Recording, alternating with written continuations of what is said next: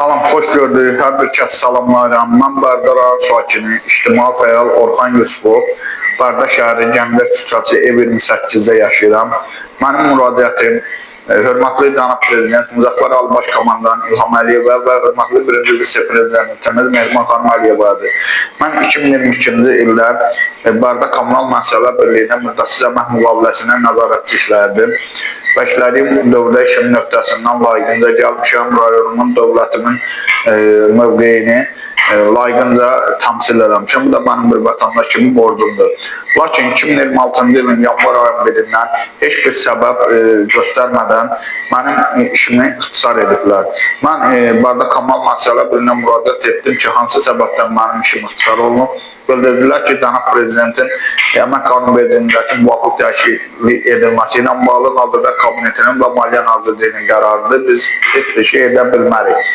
Etiraz bildirdim ki, mən idarəyə, onda mənə öncədən xəbərdarlıq olunardı, mənə ödəniş ödənilməli idi. İşim ixtisar olunan zaman dedilər bizlik deyil. Mən də adiyyatı üzrə Əmək və Sosial Müdafiə Nazirliyinin Milli Məclisə, İnsan Hüquqlarına cənab prezident sizə, hörmətli Mehriban xanım sizə məktublar ünvanladım. Lakin məktublar dost mərkəzinə ünvanlandı. Onlar da mənə başqa bir iş təklif elədilər, bir neçə iş. Həmən mən işlərlə maraqlandım və bildirdilər ki, işə götürənlər bizə ehtiyac deyil. Mən etiraz bildirdim, yəni dost mərkəzində ki, axım, işə yönləndirmişsiniz. Mən müraciət eləmişəm, bildirirlər ki, bizə ehtiyac deyil. Bu nə dərəcədə düzgündür? Bərdə dost mərkəzindən bildirdilər ki, və biz vətəndaşla işə götürən arasında körpü rolunu oynayırıq, biz heç bir köməklik eləyə bilmərik. 6 aydan çoxdur ki, mən cənab prezident, hörmətli Mehriban xanım, işsiz vəziyyətdəyəm, sosial vəziyyətimiz çox acınacaqlıdır. Öhdəmdə 2 dənə oğlan övladım var, biri 6-da oxuyur, biri 5-də, çox savadlı uşaqlardır, yaxşı oxuyurlar.